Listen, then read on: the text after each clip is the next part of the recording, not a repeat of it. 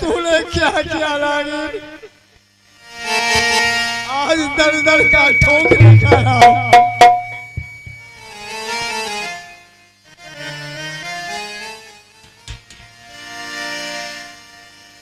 ए राजी राजे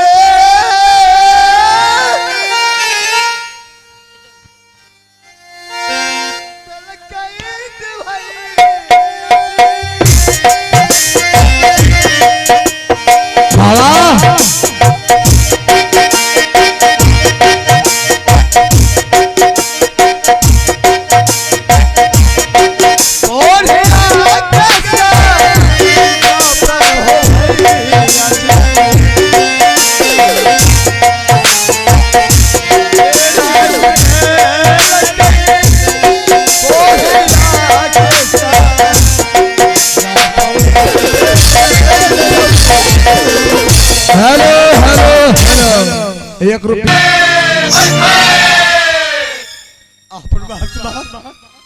मैं तो कहीं जाने का काबिल नहीं हूँ। अब क्या करूँ, कहाँ जाऊंगा?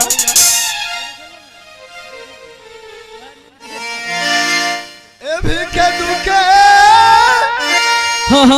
गीत भाई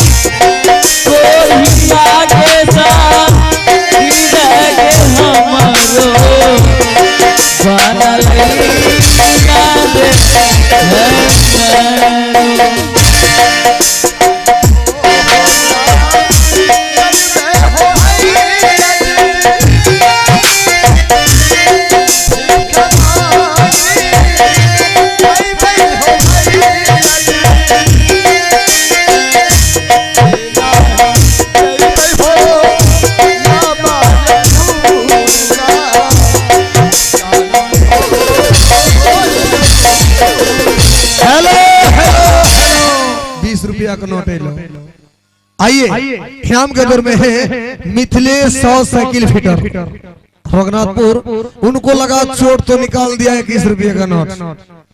आइए श्रीमान हमारे कंपनी जय Mahadev orchestra musical group and विदेशी ड्रामा पार्टी फ्रॉम गणेशपुर पुरानी बाजार से, जिनकी तरफ से हार्दिक हार्दिक अभिनंदन करते हैं और करते रहेंगे।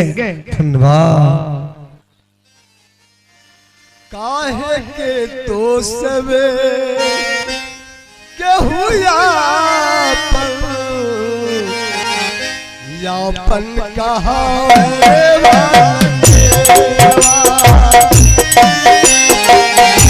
काहे के तो केहू यापन कहावे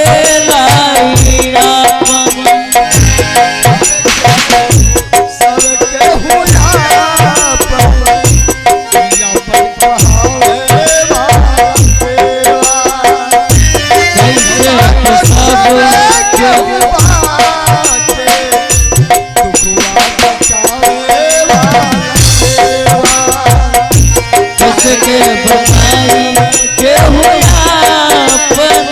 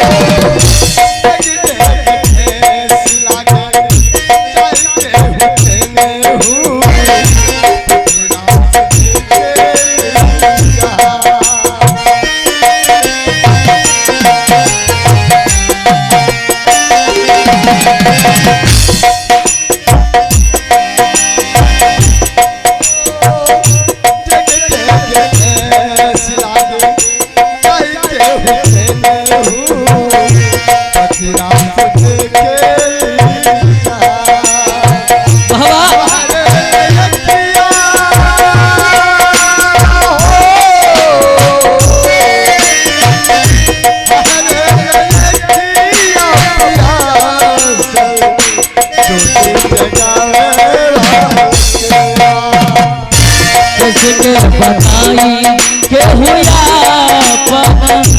अपन कहावे लाई नहीं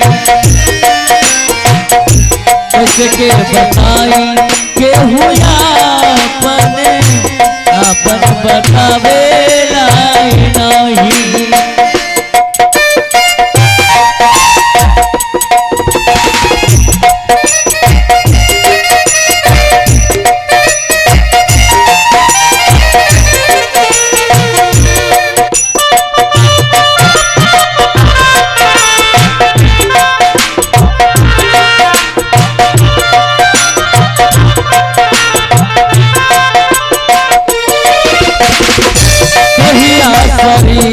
हम लाई के कैसे जाएंगे हम अपन घर के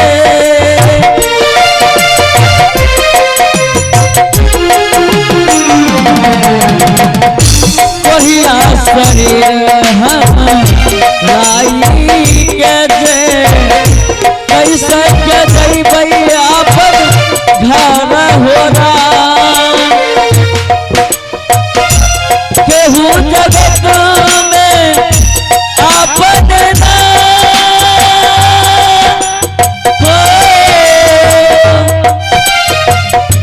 केहू जगत में यापन आपन कहावे लाई नहीं कैसे के बताई केहू यापन यापन कहावे लाई नहीं हो ला ला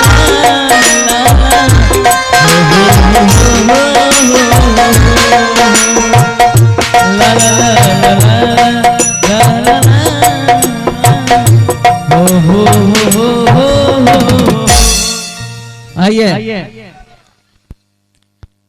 सीन को देते हैं कुछ देर के लिए विराम।